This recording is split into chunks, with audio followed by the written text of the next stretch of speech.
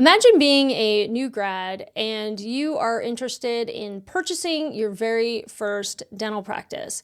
You connect with the real estate broker who's listing the practice, you start the negotiations with the seller, you get close to finalizing the agreement, and then you realize that, oh, there's a building associated with this agreement, and now my back's against the wall because I'm in the final stages of negotiating on this agreement, and I haven't really thought about the real estate aspect.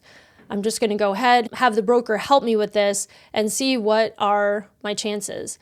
Well, that happens a lot, and according to Kyle Wheeler from Car Real Estate, and that is why they're so passionate and committed to representing the buyer side of dentistry, because they've seen so many times how people on the other side of the table are not getting proper representation. And he wants to educate and inform people as much as possible on how much you're actually leaving on the table and how going into these conversations without any kind of leverage can really put you in a compromising position. Kyle shares a lot of ideas that you probably may not have thought about when you're going into purchasing, leasing, or even building your own practice. And who knew there were so many things that you could actually negotiate for when you enter into these kinds of conversations. The kicker is that you don't even pay for the representation on the buyer side. The seller does. So it's almost kind of foolish to not have someone like Kyle in your corner as you begin this phase of your life. He also suggests starting at least 5 years ahead of when you need to make your next move, because that gives you time in order to make proper negotiations. Because if you're coming into conversations when you have about 6 or 7 months left on your agreement, it doesn't leave you much to negotiate with when the person on the other end of the table knows that your back is against the wall and there's only a limited amount of time before you have to make up your mind. So you can easily start these conversations well in advance so that you can go into your future feeling really empowered and having a lot of ideas on how you can make your next move. It's a really, really awesome conversation, and I'm so glad that Kyle brings these things to the table, because I'm all about power through education. And it's also one of the biggest things I'm really advocating for inside of my leadership program for women in dental, because I truly believe that education is power, and you want to be somebody who's informed as you go through these chapters of your career. Please enjoy my conversation with Kyle Wheeler from Car Real Estate. Kyle Wheeler, welcome to the Real Talk of Dental. Super happy to have you on here, fellow Michigander now, which is also exciting. And today we're going to be talking about real estate. And something that's really cool about you and your role is you actually represent the buyer. And so you come into deals with that mindset, which I think a lot of people probably overlook or underestimate the power of that. And I really love talking to you about this kind of stuff because you're so informed and you care deeply about the people that you work with. And you're also very passionate about educating people on this topic, because it is something that gets overlooked a lot. And people often think they know what they're talking about or they know how to handle certain situations. And the reality is most people don't, because that's not an area that they specialize in. And so I want to hear from you. What is something that you see as the most overlooked thing with people when they're looking for leases or buying or anything like that from the side of the buyer? That's a great question, and thank you so much for having me on. I'm excited to be here. It's so common for dentists and healthcare providers alike to handle this on their own, honestly. Just overlook the entire thing, everything with going to dental school and either acquiring a practice or starting a practice. It's so exciting, and it's easy to get wrapped up in, the equipment and the branding and the marketing and the logo and the website, and excited about the patients you're going to see in the clinical work. But there's so much more that goes on behind the scenes, from your real estate to hiring and buying equipment and growing your practice, and all of that stuff just seems to be an afterthought. And unfortunately, so many times, we realize when it's too late that it was an issue or not set up properly, and we have to wait until the next go around or until something does kind of hit the fan to make the improvement or make the change. Yeah, what do you think is a common thing that gets overlooked that or where you find that folks like you and your team could be of greatest service to your clients? Yeah, absolutely.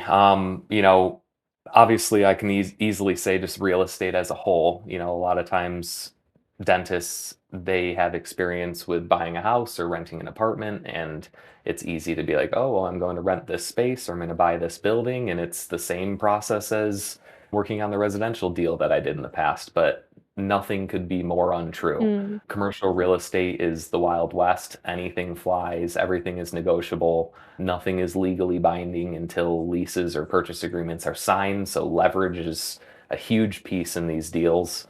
And so, to be more specific, I'd say if I had to pick one area, lease renewals and practice acquisitions are two transactions that dentists more often than not go unrepresented in and get taken advantage of hugely in the tune of tens to hundreds of thousands of dollars. mm. So on the practice acquisition side, tell me more about that. Yeah. A lot of times these practices get listed as a practice for sale. They're not on the MLS. It's not like, hey, here's this building for sale. And oh, by the way, there's a $1.2 million producing general dentist business that comes along with it. It's the other way around. So if I'm a dentist coming out of dental school or an associate looking to buy a practice, I'm going to be connecting with practice brokers, which I am not. And those individuals hold the keys to what practices are available. These practices that are for sale, it's typically confidential. They don't want this blasted all over the place. It's a highly sensitive transaction. And so you kind of have to go to the people that are representing them as their fiduciary who are listing their practices for sale. And it's not uncommon at all to get into that scenario. You're talking with the practice broker who has a fiduciary responsibility to the seller, not to you. And they are telling you everything about the practice you want to know. The price, what are the financials, what's the production, how many patients come with it, is the staff staying, how long is the doctor sitting around or going to stick around. And you negotiate on that practice, you get far deep into the weeds with it. And the last thing comes up once that's fully negotiated, and it's like, oh crap, we need to lease this space or we need to buy this building. Well, at that point, your back is slammed up against the wall. You have zero leverage. The selling doctor knows that you don't have another option. You're not going to buy this practice and flip it completely on its head by changing hands of the doctor and then also move it up the street 3 miles at the same time. You pretty much have to practice in the building that that practice is practicing in currently. So, you know, where I can come in those scenarios is ideally simultaneously to when you are looking under the hood of the practice. I'm getting engaged. I'm starting to identify, okay, are you planning to lease this space? Are you going to buy it? Who owns the building? Is it the selling doctor or is it a third party landlord? And then ideally we negotiate on those things at the same time. While you and your broker, your practice broker, are negotiating on the practice, you and I are looking under the hood at the proposed purchase price or the proposed lease terms, and I'm comparing that against the market and helping you navigate that negotiation so that we can pit them against one another. Hey, we're in agreement on the acquisition price, but this lease value is way too high, so something's got to give in order for this to make sense. And you can spin that in any type of scenario that you'd like, but using those as leverage against one another to get the best terms possible, not only for the practice, but also on the real estate side, because the real estate is typically the second highest expense for a dental practice. Mm. So, should potential buyers bring you in right away as they're speaking with the broker for the practice? Yes, my recommendation if you're an associate or a new grad looking to buy a practice, get connected with practice brokers and get connected with a real estate agent like myself that you trust. And I always also recommend having a CPA or a consultant in your back pocket as well, just for checks and balances. You want people in your corner that have a fiduciary responsibility to you and only you. So the practice broker is going to play nice in the sandbox, but pretty immediately I would get myself or similar involved on the real estate side and then at the same time get a consultant or a CPA involved to review the financials and the production to make sure all that matches up. Yeah. Hey, I just want to pop in on today's episode and talk to you about this new GPT I wrote called Boundary Boss GPT.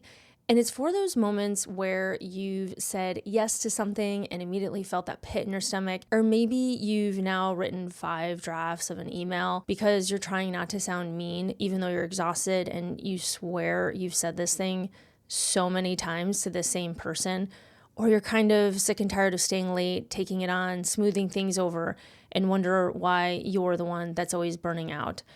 A lot of the conversations that I have on this podcast, we often hear about people hitting these walls of burnout and oftentimes not even knowing what to say. So that's why I built Boundary Boss GPT. It's kind of like having me in your pocket when you're about to respond to a text, email, or team issue, and you just don't know what to say because your people-pleasing brain is completely hijacking you. This is going to help you have clarity, confidence, and self-respect without the guilt, over-explaining, or the drama. Go ahead and grab it in the show notes below. It's totally free, and you're going to love it. Okay, now back to this awesome conversation. You mentioned earlier, too, like loss negotiations that people aren't thinking about. What are some other things that can be negotiated that people aren't aware of? That's a great question. A lease, which more often than not in a practice acquisition scenario, the doctor who's buying is going to lease for a period of time. There's so many things that are negotiable, from how long is that lease going to be? What is that lease's cost per square foot? Is there any free rent and free operating expenses in that lease, which is a period of time in the beginning where you're not paying rent?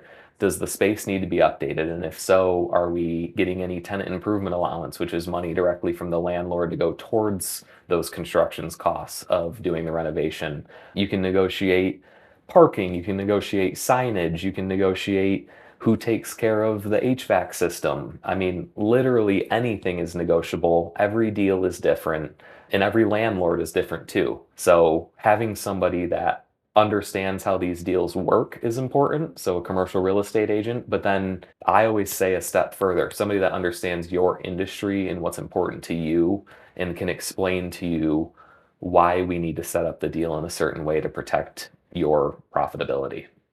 Yeah.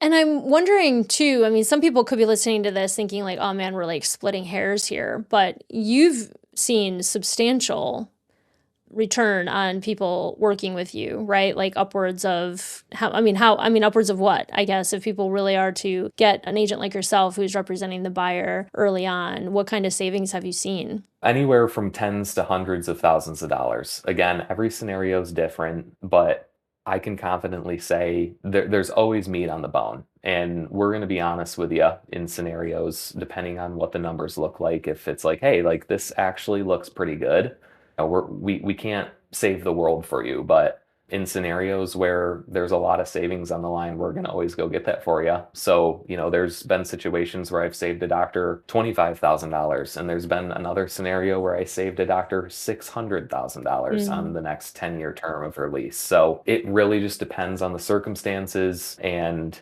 how realistic the landlord or the seller is being, or how out of line your lease is in a lease renewal scenario, to determine how much meat is on the bone in the negotiations.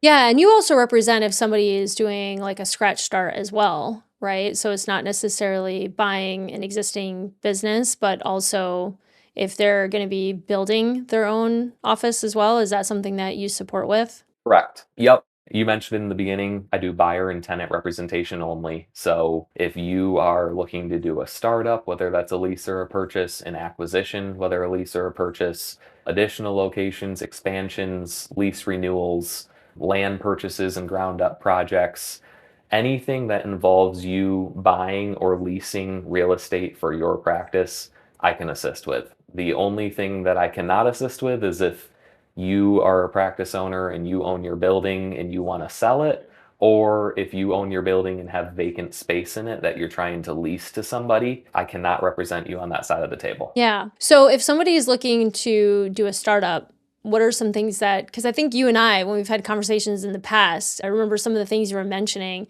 that often get overlooked, where I was, even as you were telling me, I was like, wow, yeah, that's pretty substantial. What are some things that often get overlooked from a startup perspective?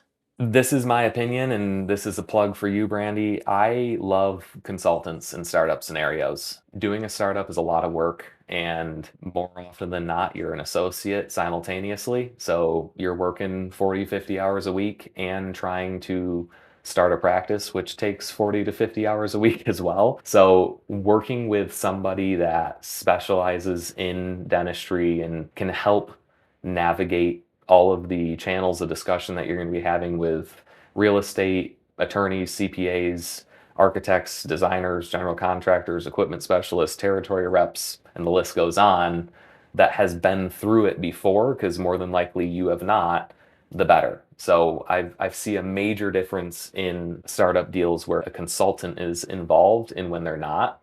You can do it without a consultant. Not saying that you have to have one, but I would highly recommend having somebody in your corner. And then as far as things to look out for, I truly believe it's worth the investment to do a demographic study, whether through Denographics or similar. CAR has an internal mapping and demographics team that has resources to provide demographics as well to our clients. So that's something that we can assist with. So I would say that's a big piece, especially for general dentistry. If talking Grand Rapids, like over on Cascade and the Beltline, like I'd be curious what Denographics has to say about a general dentist starting up in that area. But, if you're a pediatric dentist in Grand Rapids, we can probably look at Google Maps and come up with a good, solid game plan of what the good areas are and the bad areas to start up in. Probably the biggest thing for a startup that is essential is getting tenant improvement allowance in a lease scenario. So it happens where somebody's starting a practice and they're also buying land and building a building, or buying a building as well. I'd say 9 out of 10 times, though, the lenders are going to say that's biting off more than you can chew to start. You need to do a lease first. So dental practices aren't just sitting around waiting for people to come by and start up practices in. It's very seldom that you're finding a vacant dental office that's ready to move in and start practicing the next day. More often than not, you're finding a vacant physical therapy suite, or a vacant medical suite, or maybe it's not even healthcare. It might be an old coffee shop, and you're having to bring in an architect and a general contractor and redesign this space basically from ground zero and put four, five, six, $700,000 into it. And so in order to get as much of your investment back, we want the landlord to participate in those costs. This is the landlord's building. You don't own it, but the investment's necessary on your end as well in order to have a successful business. But if there's a way that we can offset those costs by getting money from the landlord, that's super beneficial. And when I say getting money from the landlord, a lot of times that's in the tune of $40 to $50 a square foot. So if you have a 2,000 square foot space times $50 a square foot, that's $100,000 if my math is correct. And that's a good chunk of change that you don't need to pay for any longer with the cost of construction. So, to answer your question, I hear it all the time where somebody used their friend or their office manager's husband that's a residential realtor, and they go negotiate this commercial lease. They've never done it before, but it seems easy, and they didn't even know to ask for tenant improvement allowance. And if you don't ask for it, the landlord's not going to say, "Oh, wait, hold on a minute. I got $100,000 sitting in the bank account that I'll give you to put into your construction." They're going to say, "Awesome, they didn't ask for it." It sounds so silly to talk about, but people just don't know what they don't know. And this isn't stuff that you learn in dental school, but it's simple at the end of the day. And you just have to have the right person on your side that knows to ask for it and set up the right leverage to get the numbers that you're looking for. Yeah, I hear kind of what you're saying is a lot of times people are looking to keep costs down, a potential, a buyer's looking to keep costs down. And so they might try to cut some corners when it comes to this stuff. And what you're saying, not all agents are created equal, especially in the differing side between commercial and residential, and then those that are in commercial representing the buyer in dentistry. It's very, very specific. and cutting costs, you might think you're saving yourself money, but in the long run, you're probably losing a substantial amount of money. So it's smarter, makes a lot more sense to go the route of what you all represent, because in the end, you're actually going to be saving quite a bit of money. Yep, absolutely. I mean, and you hit the nail on the head. Me and every other person in Michigan that has a real estate license took the same 40-hour course, the same test. As far as somebody that can look at the MLS and tell you what land and what buildings and what leases are available, me and every other person can do that with a commercial real estate license. The differentiator is I understand dentistry, I understand what's important to you. I represent buyers and tenants exclusively, which is a differentiator in its own. And working with people as specialized as possible, the better. I always say this and it's a just a joke, but there's veterinarians that specialize in animal teeth. Yeah. I wouldn't go see a veterinarian that is a dentist for animals. I'm going to go see a dentist that works on human teeth. They're both dentists, one could say, but at the end of the day, you want to work with somebody that specializes in what you're looking for and what you do specifically. And you can say that across the board. Yeah, and I think most buyers and tenants probably rely on the broker, right, to handle a lot of the building and land or whatever aspect of the deal is going through, then hiring a separate agent for that is what my guess is too. So either they might know somebody in real estate or they're just relying on the broker to kind of put the deal together. Is that fair to say? Yep, it's very common for somebody to reach out to the listing agent or in a practice transition scenario, the practice broker, and they can handle it for you. But little do you know, like I said in the beginning, they're representing the seller. And so they'll gladly help you, but at the end of the day, their fiduciary lies on the other side of the table. Yeah. What are some other big misconceptions you think people have when it comes to leasing, buying, building that you've been running into? Another thing that is interesting is having the right amount of time. Mm. So it's really easy to push things to the side. Hey, I wanna renew my lease. It's 2 years away. Like we got plenty of time to renew the lease and get better terms, or we want to buy a building, but we got 3 years left on our lease. Like we have plenty of time to start looking. There's always a misconception on how much time this stuff actually takes to assemble the team, find the right place, negotiate the deal, do your construction, order equipment, get marketing humming, move in, and start practicing. So, in almost any scenario, whether it's a startup, a lease renewal, a relocation, additional location, 18 to 24 months in advance of when you would like to be opening your doors is the right time to get the discussion or the process started. Twofold. One, everything that I just said. Things take time, finding the right place, all that good stuff. But more importantly, for leverage purposes. So in commercial real estate, those with the most options win.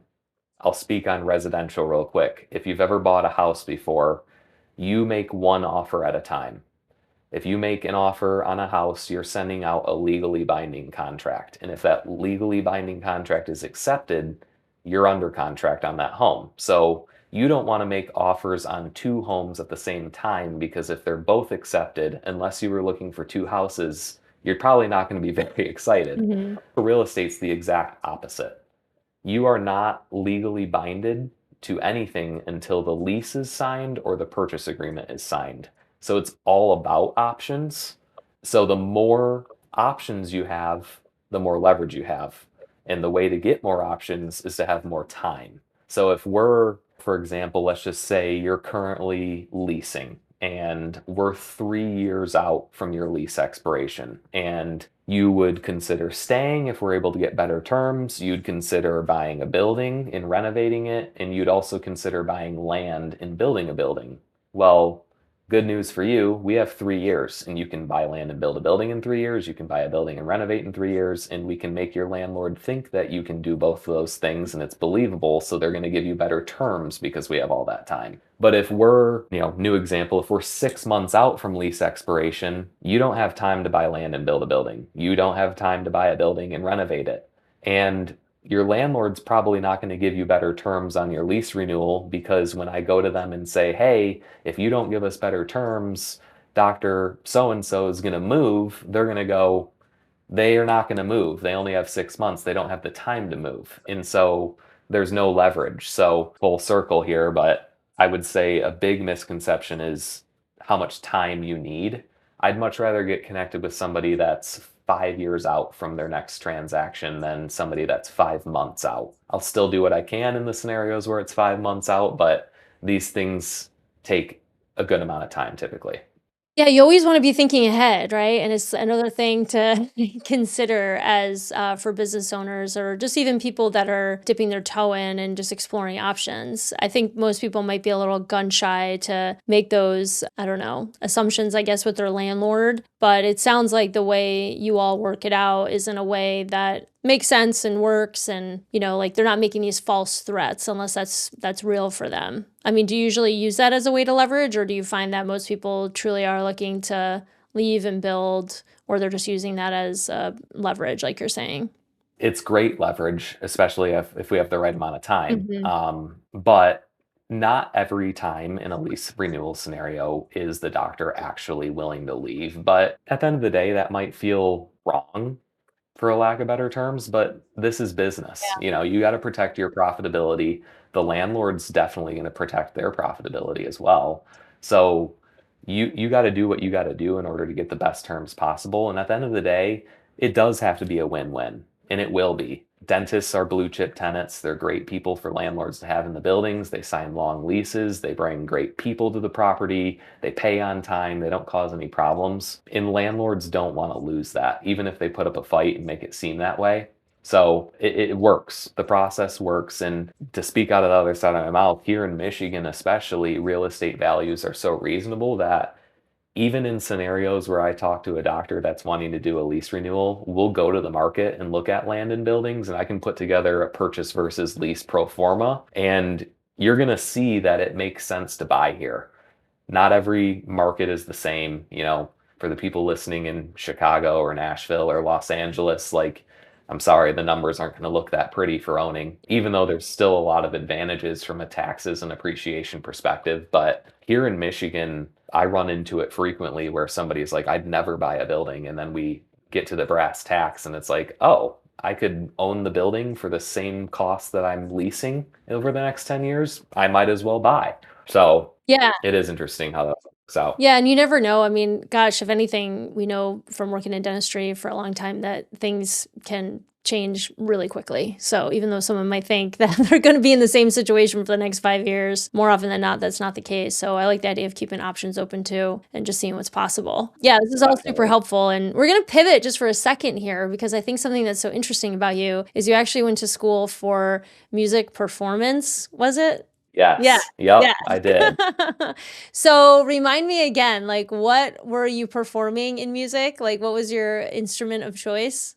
So I played drum set. That's right. Yep. It's definitely unique. I had an awesome high school experience. The high school I went to had a fantastic music program, and I would say I was a big fish in a small pond and just had awesome resources and musicians and teachers and professors coming in on a regular basis and was just inspired and fell in love with it. So I started studying with the professor at Western Michigan University my freshman year of high school and just kind of always knew that I was going to go there and pursue a music performance degree. And that's what happened until after my junior year. I think reality kind of struck, and it was like, okay, well, I want a family, I'm type A, and I want consistent income and these nice things. And being a professional musician doesn't necessarily align with that. It's possible, but just realized it wasn't for me long term, but it made me who I was, or who I am. It was an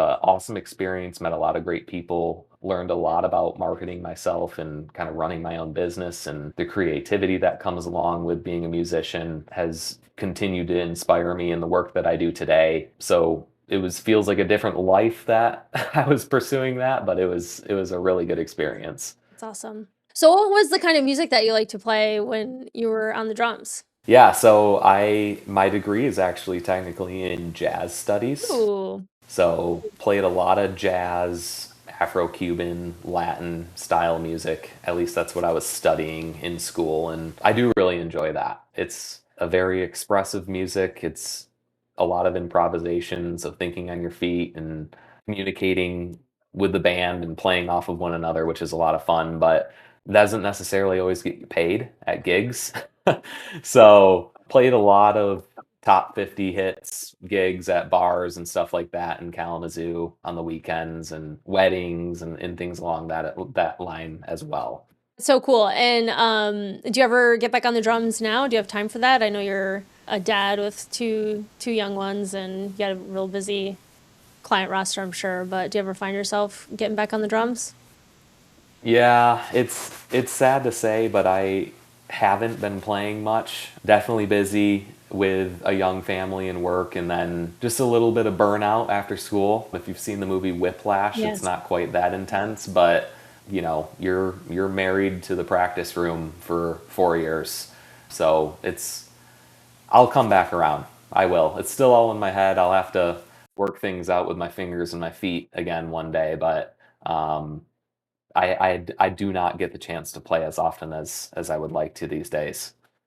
Yeah, I'm sure it taught you how to think in some ways, like you're saying. I mean, my degrees originally are in geology that everyone always gets a kick out of, but I always say it taught me how to think. There was so much about that training and the scientific training that you go through and writing research papers and defending your research papers and having it all challenged, and defending them and things. I mean, there's a whole thing that goes with that. So, how it's helped shape me as somebody who works with like operations and strategy and my consistent, like, being inquisitive about everything and not believing everything the first time I hear it, right? And being a critical thinker, which I Yep. think a lot of people don't have anymore.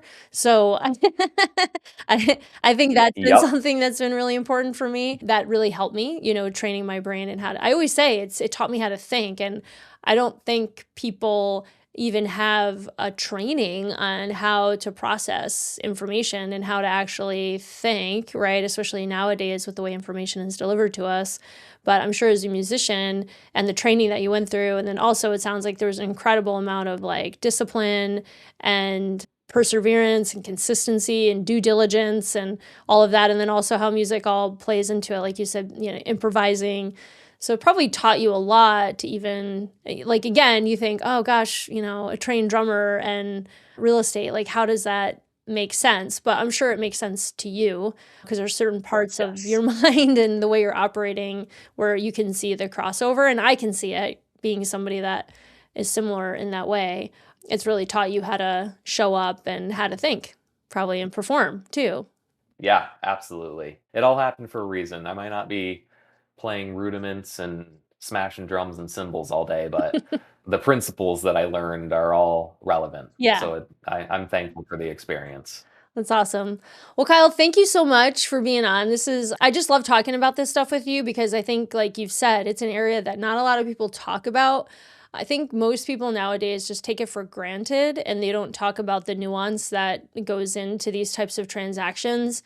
And then people move pretty quickly, and there's a lot of trust. I think that people, in the broker space or with the buyers are like thinking everybody's just kind of generally negotiating, hoping for the right thing, but you're coming at it with a lens that very few people actually have, unless they've done this a million times. But I think you represent something that people need to pay attention to more. So I'm really happy that we're able to have this conversation.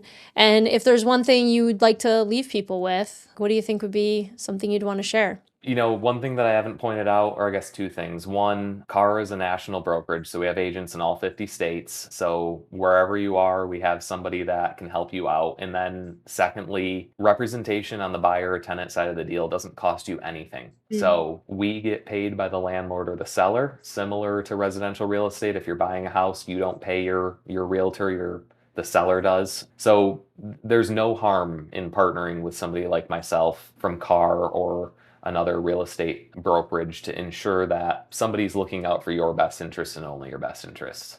That's awesome. Well, thank you so much, Kyle. It was awesome having you on. Thank you for having me. I appreciate you a lot. You just listened to the real talk of dental.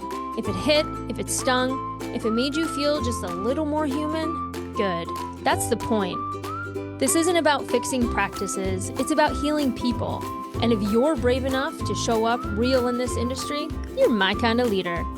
Subscribe, call in, send your wildest workplace confession. And most importantly, don't clean up for anyone. The mess, that's where the magic lives. We'll see you again on the next episode.